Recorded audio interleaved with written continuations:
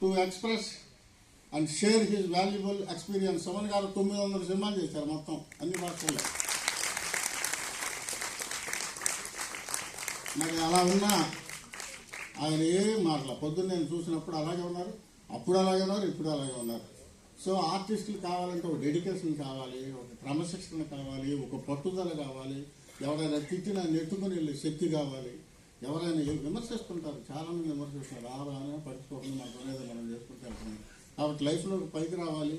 అందుకోసమే మేము ఇది కంటెస్ట్ చేసింది, ఈ ఆర్గనైజేషన్ చేసింది. లేకపోతే లక్షలు ఖర్చు పెట్టి నేను ఊరకనే ఇంత కార్యక్రమం చేయను. మీకోసం నేను ఆంధ్ర వాడిని, ఆంధ్ర మీద నమ్మకంతో నేను సొంత స్టూడియో పెట్టాను తెనాలిలో. అందుకని మీరు ఎవరైనా ఎడిటింగ్, డబ్బింగ్, ఆ ప్రాపర్ ఎడిటర్ని తెచ్చుకోండి, ఎడిటింగ్ చేయించుకోండి. డబ్బింగ్ ఇంజనీర్, సౌండ్ ఇంజనీర్ తెచ్చుకోండి, చేయించుకోండి. సో ఇక్కడ నా దగ్గర కెమెరా, లైట్లు, ట్రాక్, ట్రాలీ, రిఫ్లెక్టర్లు, ట్రైన్లు అన్నీ ఉన్నాయి. మీరు వాడుకోండి, ఊరకనే ఇస్తాం, డబ్బులు అక్కర్లా. మీరు పైకి రావటమే నాకు కావాలి. తీసుకోండి, ముందుకు రండి. నౌ కృష్ణ గారు గుర్తొచ్చారు. సుమన్ గారు మాట్లాడతారు.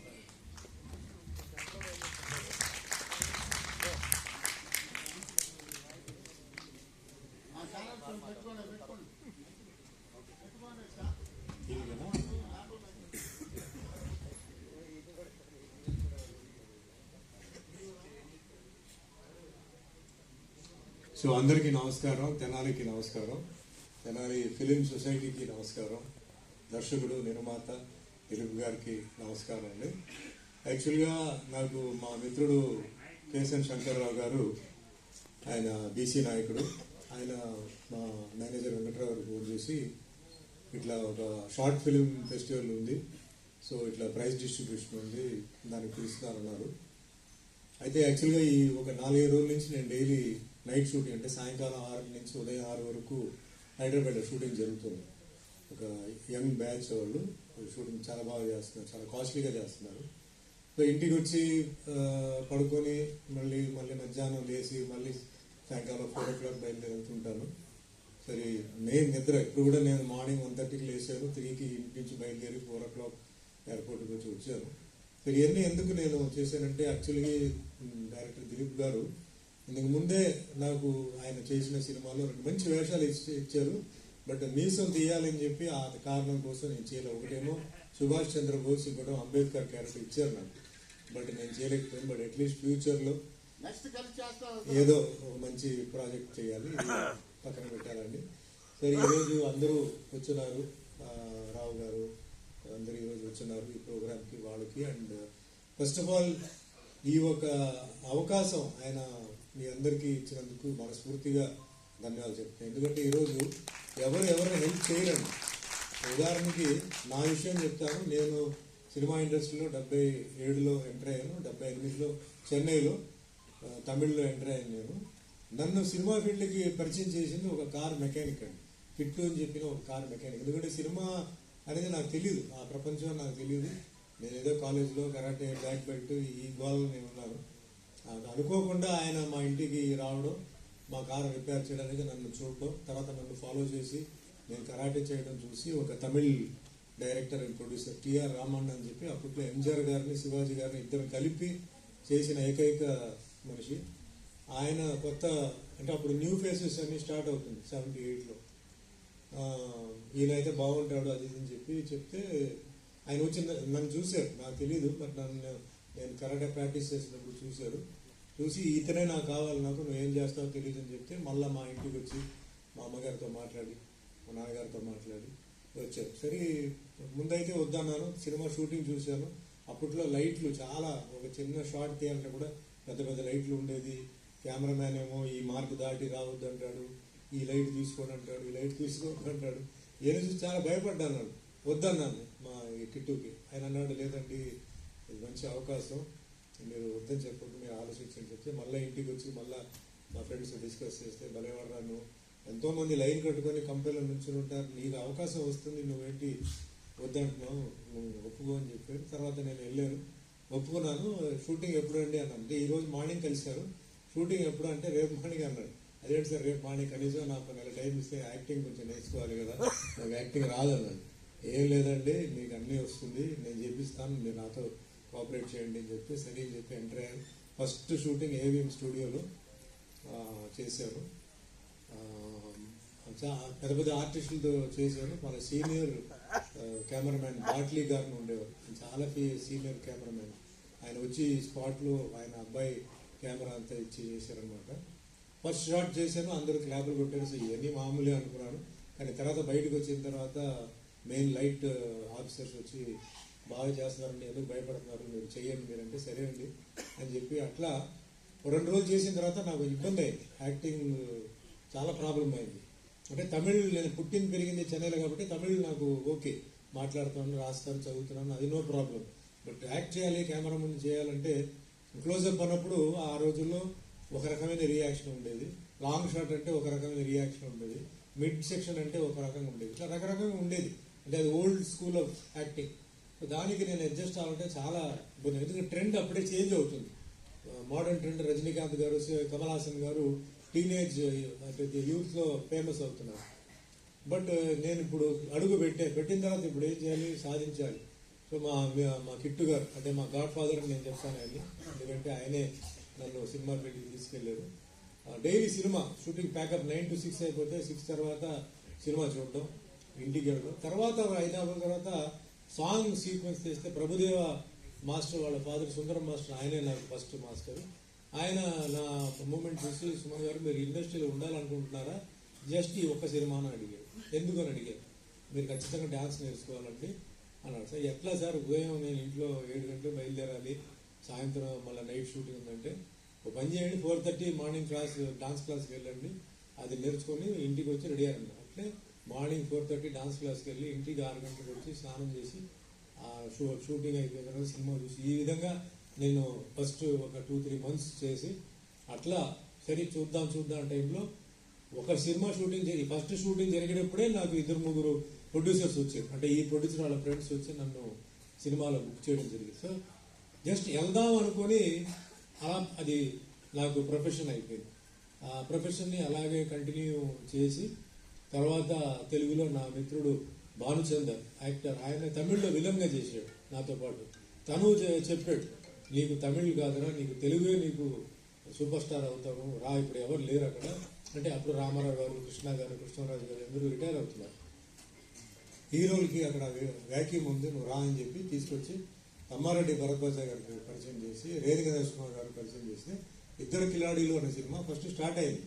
కానీ స్టార్ట్ అయిన కొన్ని రోజుల్లో అది కొంచెం ఫైనాన్షియల్ ప్రాబ్లంతో ఆగిపోతే డేట్లు ఒక 20-22 డేట్లు బాకీ ఉంది. ఆ డేట్ని ప్రతాప్ ఆర్ట్స్ రాఘవ గారు వచ్చి తీసుకొని కోడిరామకృష్ణ గారికి 2వ సినిమా, ఫస్ట్ సినిమా ఇంట్లో రామయ్య వీధిలో కృష్ణయ్య చిరంజీవి గారితో జరుగుతుంది, ఫినిషింగ్ లో ఉంది. ఈ తరంగిణి సినిమా స్టార్ట్ చేశారు. నాది 22 రోజుల్లో నా వర్క్ కంప్లీట్ చేసి నేను మళ్ళీ చెన్నైకి వచ్చేసి మళ్ళీ నేను తమిళ పిక్చర్ షూటింగ్ చేస్తున్నాను. అప్పుడు ఈ సినిమా రిలీజ్ అయితే పెద్ద హిట్ అయ్యి, తరంగిణి సినిమా నా మొదటి సినిమా, 1 year సినిమా ఆడింది. ఇంకా అక్కడి నుంచి నా తెలుగు ప్రారంభం జరిగింది. తర్వాత నేను నాకు అనుకోకుండా comedy, tragedy, action, husband wife character అన్నీ నాకు పడింది. దాంతో A centre, B centre, C centre, D సెంటర్లు కూడా నేను బాగా పాపులర్ అయ్యాను. నాకంటే ఒక మార్కెట్ వచ్చింది. ఇంకా అక్కడి నుంచి కంటిన్యూస్ గా సినిమాలు మీ అందరికీ తెలుసు, సీతారా ఇలాంటి. దాని తర్వాత నిజంగా చెప్పాలంటే మరి భగవంతుడి దైవం ఏంటంటే అన్నమయ్యలో వెంకటేశ్వర స్వామి క్యారెక్టర్, రామదాసులో రాముడి క్యారెక్టర్, సత్యనారాయణ స్వామి దేవుడు పాత్రలు. అంటే అప్పట్లో రామారావు గారు చేసేవారు. రామారావు గారు ఆయన రిటైర్ అయిపోయిన తర్వాత చాలా మంది చేశారు. కానీ వెంకటేశ్వర స్వామిగా ఎవరికి అంత రికగ్నిషన్ రాలా. మరి ఆ భగవంతుడు నన్ను సెలెక్ట్ చేసి నాకు ఇవ్వడం జరిగింది అది. అండ్ నా రికార్డు ఏంటంటే ఇప్పుడు ప్రతి ఒక్కరి జీవితంలో మన రికార్డులు సృష్టించాలి, చేయాలి. అదే లైఫ్ అనేది. ఊరికేదో రావడం పోవడం కాదు. ఇప్పుడు నా రికార్డు నేను చాలా అంటే మీ ఆశీర్వాదాలతో, మా తల్లిదండ్రుల ఆశీర్వాదంతో ఈరోజు 48వ సంవత్సరం నేను సినిమా ఇండస్ట్రీలో ఉన్నాను. 900 సినిమాలు 11 భాషల్లో చేశాను.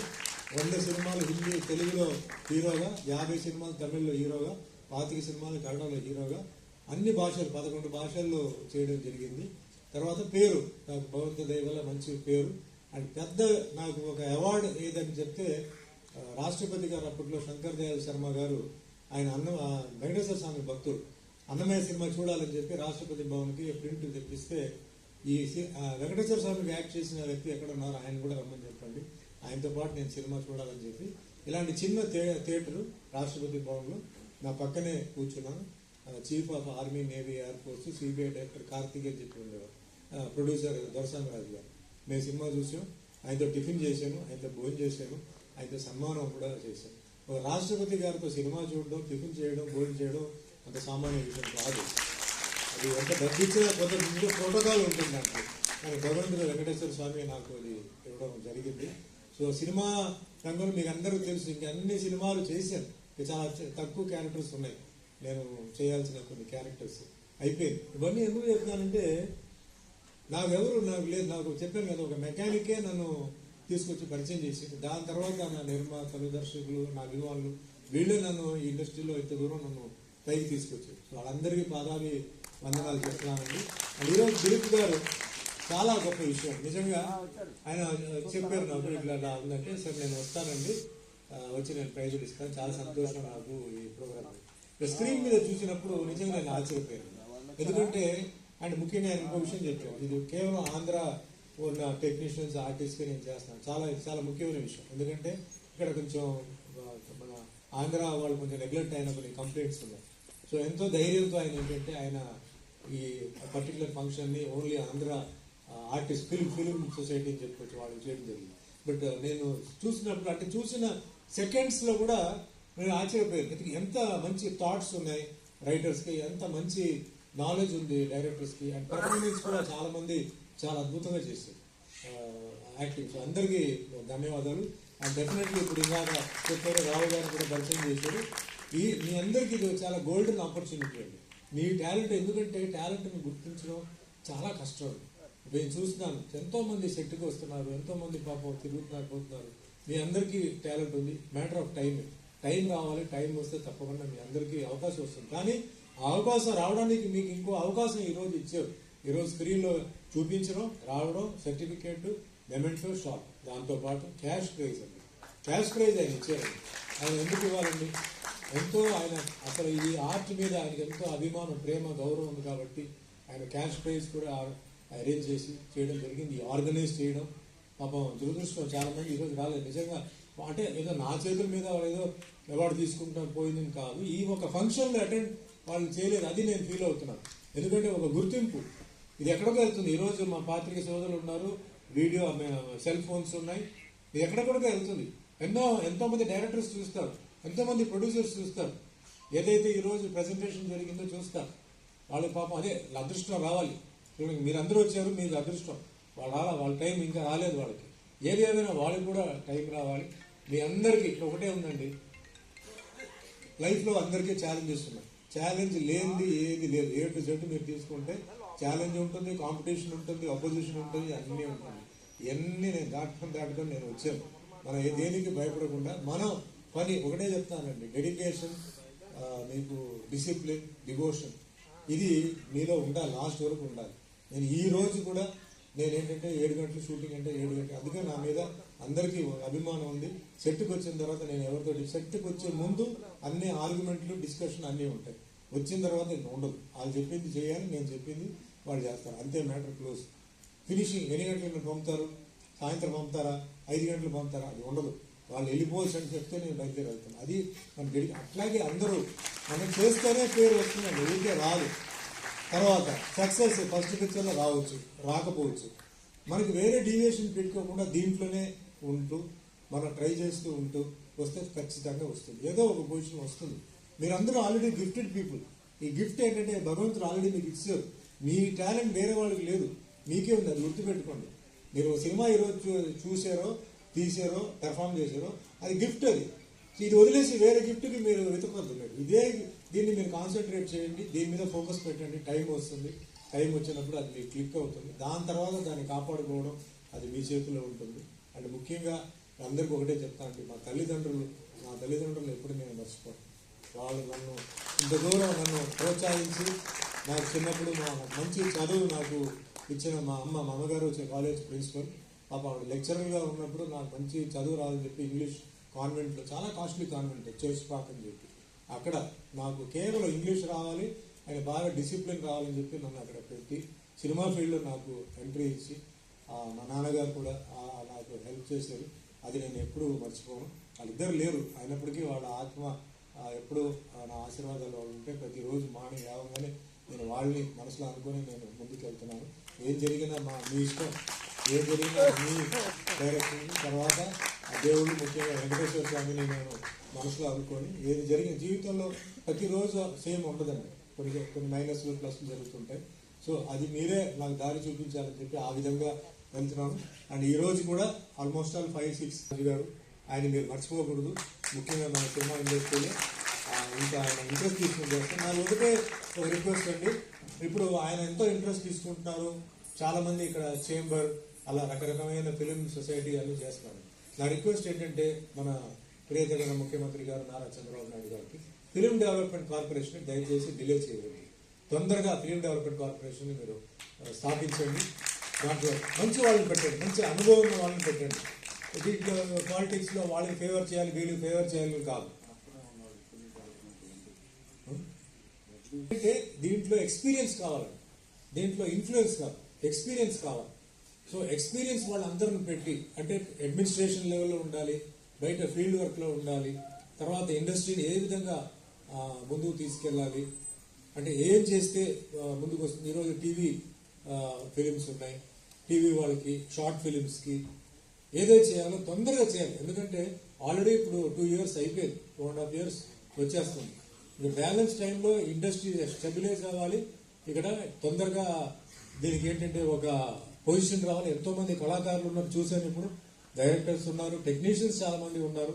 సో నాకు కూడా ఏంటంటే ఇక్కడ కూడా ఆంధ్రప్రదేశ్లో కూడా డెవలప్మెంట్ జరగాలి. ఫిలిం సొసైటీలో ఇన్కమ్ వస్తుంది దాంట్లో, ఎందుకంటే సినిమా షూటింగ్ స్టార్ట్ అయితే ఆటోమేటిక్గా షూటింగ్స్ వస్తారు, ఇన్కమ్ వస్తుంది. చాలా మందికి ఎంప్లాయ్మెంట్ ప్రాబ్లం క్లియర్ అవుతుంది. అండ్ పాప లైఫ్ కూడా ఇది పెద్ద లాంగ్ లైఫ్ కాదు కదా, తక్కువ టైంలో మనం తొందరగా మనం ఎస్టాబ్లిష్ అవ్వాలి, సంపాదించుకోవాలి. సో దయచేసి చంద్రబాబు నాయుడు గారికి అలాగే డిప్యూటీ సీఎం పవన్ కళ్యాణ్ గారికి కూడా నా రిక్వెస్ట్ ఏంటంటే తొందరగా ఫిలిం డెవలప్మెంట్ కార్పొరేషన్ ఫుల్గా డెవలప్ చేయండి. ఇంకా వేరే ఏమేమి ఉన్నాయో ఫిలిం డెవలప్మెంట్ అవడానికి ఏమేమి ఉన్నాయో అవన్నీ తొందరగా చేసి ఒక మంచి, మీరు ఎన్నో మంచి పనులు చేస్తున్నారు, ఇది కూడా మీరు చేయాలని మనస్ఫూర్తిగా కోరుకుంటూ నాకు ఈ అవకాశం ఇచ్చినందుకు మరోసారి గిరీష్ గారికి, మన శంకర్ గారికి, కేశం శంకర్ గారికి ఆయన కూడా ధన్యవాదాలు చెప్తూ సెలవు తీసుకుంటున్నాను. జై హింద్. Thank you. సార్ ఆయన మన ఫిలిం డెవలప్మెంట్ కార్పొరేషన్కి మీరు ఎవరైనా సినిమా తీస్తే 10 లక్షలు సబ్సిడీ ఇవ్వాల్సింది వాళ్ళే. అందుకే నేను పిలిపించాను. అంటే స్వార్థం అనుకోబోతుంది. ఆయన చర్య తీసుకోవాలా, ఇప్పుడు ఎఫ్డీసీకి చైర్మన్ కావాలి, ఆ చైర్మన్ పోస్ట్ని భర్తీ చేయాలా, గవర్నమెంట్ అనుకున్న పెన్షన్ అది మేము అడిగితే లోపల జీవో ఇచ్చారు బాబు గారు, ఏమని 10 లక్షలు సబ్సిడీ ఇస్తాం, ఆంధ్రప్రదేశ్లో మీరు ఎక్కడ షూటింగ్లు తీసుకున్నా ఫ్రీ ఆఫ్ కాస్ట్ అని జీవో ఇచ్చారు కదా. సో ఆ జీవోని మొట్టమొదటి వాడుకుంటూ కూడా నాకు ఫ్రీగా ఇచ్చారు చాలా లొకేషన్లు, నేను లోపల తీసిన సినిమాకి. Thank you.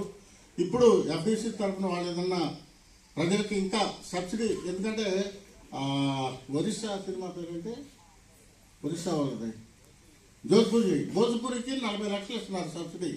ఆంధ్రప్రదేశ్లో 10 లక్షలు ఇవ్వడానికి ఇబ్బంది పడుతున్నారు. కాబట్టి నాయక్ గారు మీరు పెంచాలి, ప్రభుత్వం దృష్టికి తీసుకెళ్ళాలి, ప్రోత్సహించండి అందరినీ. మీరు కూడా 2 మాటలు మాట్లాడితే సంతోషిస్తాం. తర్వాత కూడా ఏంటంటే first prize, second prize, third prize consolation వచ్చిన వాళ్ళు అందరూ వస్తే మీడియాకి ప్రెస్కి రేపు రావాల్సిన ఫోటో అది మీరు రెడీగా ఉండండి. అందరూ వచ్చి ఫోటోలు దిగినాక పంపించేస్తాం. ఒక్కొక్క మీరు 2 నిమిషాలు మాట. గౌరవనీయుల పెద్దలు సుమన్ గారికి, అలాగే ఈరోజు కార్యక్రమాన్ని నిర్వహించిన రాజా గారికి నమస్కారం. అలాగే వేదిక మీద ఉన్న పెద్దలందరూ కూడా ప్రత్యేకమైన అభినందనలు తెలియపరుస్తున్నాను. తెనాలిలో ఈరోజు లఘు చిత్రాల పోటీలు నిర్వహిస్తున్నందుకు చాలా సంతోషంగా ఉంది. ప్రతి ఒక్కరు కూడా ఎవరైతే ఈ అవార్డు తీసుకున్న వారందరికీ కూడా ప్రత్యేకమైనటువంటి అభినందనలు తెలియపరుస్తున్నాను. థ్యాంక్ యూ వెరీ మచ్ అందరికీ. అట్లాగే సుమన్ గారు చెప్పినట్టు రాష్ట్రంలో చలనచిత్ర, టీవీ మరియు నాటకరంగ అభివృద్ధి సంస్థ ద్వారా మేము ఉచిత షూటింగ్ పర్మిషన్లు అన్ని సినిమాలకు ఇస్తున్నామండి రాష్ట్రంలో. అలాగే లఘు చిన్న చిత్రాలు నిర్మించే నిర్మాతలకి 10 లక్షల రూపాయలు సబ్సిడీ కూడా ప్రభుత్వం ద్వారా ఇస్తున్నాము. సో ప్రతి ఒక్కరు కూడా ఆసక్తి గల నిర్మాతలు ముందుకు వచ్చి చిత్రాలు నిర్మించి మంచి చిత్రాలు నిర్మించి ప్రభుత్వానికి సహాయపడవలసిందిగా మీ అందరిని కోరుచున్నాను. మీకు రావాల్సినటువంటి సబ్సిడీలు మా సంస్థ ద్వారా మీకు త్వరగా అందించే ఏర్పాటు కూడా మేము చేస్తామని చెప్పేసి మీకు తెలియపరుస్తున్నాం. అలాగే ఈ సబ్సిడీలు పెంచాలనే నిర్ణయాన్ని కొంతమంది రాజా గారు లాంటి వాళ్ళు, మా దర్శకులు నిర్మాతలు చాలా మంది మా దగ్గరికి వచ్చి, సార్ మీరు ఇచ్చే 10 లక్షల రూపాయలు మాకు సరిపోవట్లేదు, దాన్ని కొంచెం పెంచి ఇవ్వాలని చెప్పేసి కూడా కోరారు. ఇదే విషయాన్ని కూడా మేము ప్రభుత్వం దృష్టికి తీసుకువెళ్ళాము సార్. మా మంత్రి గారు కందుల దుర్గేష్ గారు నోటీస్ కూడా తీసుకెళ్ళాము, మా ఎండి గారు కూడా వివరించాము. సో త్వరలో దీని మీద కూడా ఒక మంచి స్పందించి మంత్రి గారు కానీ మా ఎండి గారు కానీ స్పందించి దీన్ని పెంచుతారని కూడా మేము ఆశిస్తున్నాం సార్. సో ఈ ముఖ్యంగా మీకు తెలియపరుస్తున్నాం sir. Thank you very much. ఇంకొక ముఖ్యమైన విషయం అంటే మీ అందరికీ తెలుసు, న్యూస్లో వస్తూనే ఉంటుంది, థియేటర్స్ దొరకట్లేదు. చిన్న ప్రొడ్యూసర్స్కి థియేటర్స్ దొరకట్లేదు. దానివల్ల చిన్న సినిమాలు చేసి ప్రయోజనం ఏంటి? మేము సినిమాలు తీస్తున్నాం, కష్టపడి మేము సినిమాలు తీస్తున్నాం, ఒక ప్యాషన్తో మేము తీస్తున్నాం, కానీ మాకు థియేటర్స్ ఇవ్వట్లేదు. ఇది యునానిమస్ కంప్లైంట్ అండి. తెలంగాణ ఉండొచ్చు, ఆంధ్ర ఉండొచ్చు, ఎక్కడైనా సరే ఉండొచ్చు. సో దానికి మొన్న నేను ఒక పెద్ద కమిటీతో మాట్లాడుతున్నప్పుడు వాళ్ళు ఏమన్నారంటే, ఒక సజెషన్ గవర్నమెంట్కి ఏంటంటే, మున్సిపల్ బిల్డింగ్స్ ఏదైతే ఉన్నాయో ఆ మున్సిపల్ బిల్డింగ్స్ పైన కానీ అక్కడ కానీ చిన్న థియేటర్స్ అండి, అంటే చిన్న కింద వచ్చి ఒక హాల్, ఒక కన్వెన్షన్ హాల్ లాగా, అది పెళ్లిళ్ళు కానీ ఫంక్షన్ కానీ రెగ్యులర్గా బాడీగా ఇస్తున్నట్టు, పైన వచ్చేసి ఒక చిన్న కెపాసిటీ 150 సీట్స్ 200 సీట్స్తో ఏసీ వద్దు, బిగినింగ్కి ఎయిర్ కూల్ చేయవచ్చు. ఆ విధంగా చేస్తూ టికెట్ రేట్ మీద అన్ని మీకు తెలుసు, టికెట్ రేట్ చాలా పెద్ద గొడవగా ఉంది. రేట్లు ఎక్కువ అవడంతో జనాలు థియేటర్కి రావట్లేదు. రేట్ తగ్గించేసి అంటే 2-3 కేటగిరీలు పెంచి కాస్ట్లీయెస్ట్ 150 రూపీస్ 150, అంటే థియేటర్ కెపాసిటీ చిన్నది. సో చిన్నది కాబట్టి అది వర్కౌట్ అవుతుంది. ప్లస్ ఇప్పుడు మోడీ గారు చిన్న దీనికంతా ట్యాక్స్ సబ్సిడీస్ కూడా ఆయన చాలా అనౌన్స్ చేశారు. అండ్ ఈ బిల్డింగ్ కట్టడానికి కూడా గవర్నమెంట్ వచ్చి ఇప్పుడు పీపీపీ అని చెప్పి ఒక స్కీమ్ కూడా పెట్టారు. సో బయట వాళ్ళు కూడా వచ్చేసి దీంట్లో లీజ్ లాగా తీసుకొని షేరింగ్ అనమాట. సో ఉన్నాయి, మనసు ఉంటే మార్గం ఉందండి. సో అందుకే చెప్తున్నాను, చిన్న నిర్మాతలు, చిన్న దర్శకులు వాళ్ళందరికీ లైఫ్ రావాలంటే మరి కనీసం మన ఆంధ్రప్రదేశ్లో మన చంద్రబాబు నాయుడు గారు వాళ్ళకి ఒక లైఫ్ ఇవ్వాలని ఈ విధంగా. ఎందుకంటే ఈ థియేటర్స్ మళ్ళీ గవర్నమెంట్ కంట్రోల్నే ఉండాలండి. ఈ మళ్ళీ థియేటర్స్ వచ్చేసి వేరే వాళ్ళ చేతికి పోకూడదు. రిలీజులు కానీ సినిమాలకి ఏదైనా సరే ఇది థియేటర్ గవర్నమెంట్ కంట్రోల్లో పెట్టుకొని మున్సిపల్ బిల్డింగ్స్ ఏదైతే ఉన్నో ప్లేస్ ఉంది, చాలా మంది చూసారు, ఆ బిల్డింగ్ పైన ఇది, లేదా కింద ఒక కన్వెన్షన్ హాల్ పైన వచ్చి థియేటర్, ఆర్ కింద థియేటర్ పైన కన్వెన్షన్, అంటే డబుల్ పర్పస్ యూజ్ అయ్యేలాగా అన్ని కంట్రోల్ రేట్స్ మీద ఫుడ్ కానీ ఏదైనా కంట్రోల్ రేట్స్ మీద చేస్తే తప్పకుండా ఇంకా చిన్న ప్రొడ్యూసర్స్, చిన్న డైరెక్టర్స్, ఆర్టిస్టులు అందరికీ లైఫ్ వస్తుంది. ఇది కూడా సమయం వచ్చినప్పుడు మీరు కూడా ఫార్వర్డ్ చేయాలని చెప్పి కోరుకుంటున్నాను. Thank you. సుమన్ గారు చెప్పినట్టు ఈ ప్రతిపాదనలు కనుక మా ఆఫీస్కి తీసుకొస్తే మేము మా మంత్రి గారికి, మా ఎండి గారికి చెప్పి ప్రభుత్వానికి నివేదిక పంపిస్తామని చెప్పేసి సభాముఖంగా తెలియపరుస్తాం. Thank you. ఆయన వేమూరు విజయభాస్కర్ గారు అప్పులప్పారావు సినిమాలో విలను కుక్కల బోన్లు వేస్తారు, పేకడ పాతారు. ఆయన కుసుబుని రేపు చేస్తున్న కుక్కల బోన్లు వేస్తారు. ఆ మేసాలు చూస్తే నాకే భయం. మేసాలు భాస్కర్ అంటారు ఆయన్ని. Okay right, thank you. మీరు రండి గుంటూరు బ్యాచ్ 25 మంది సుమన్ గారితో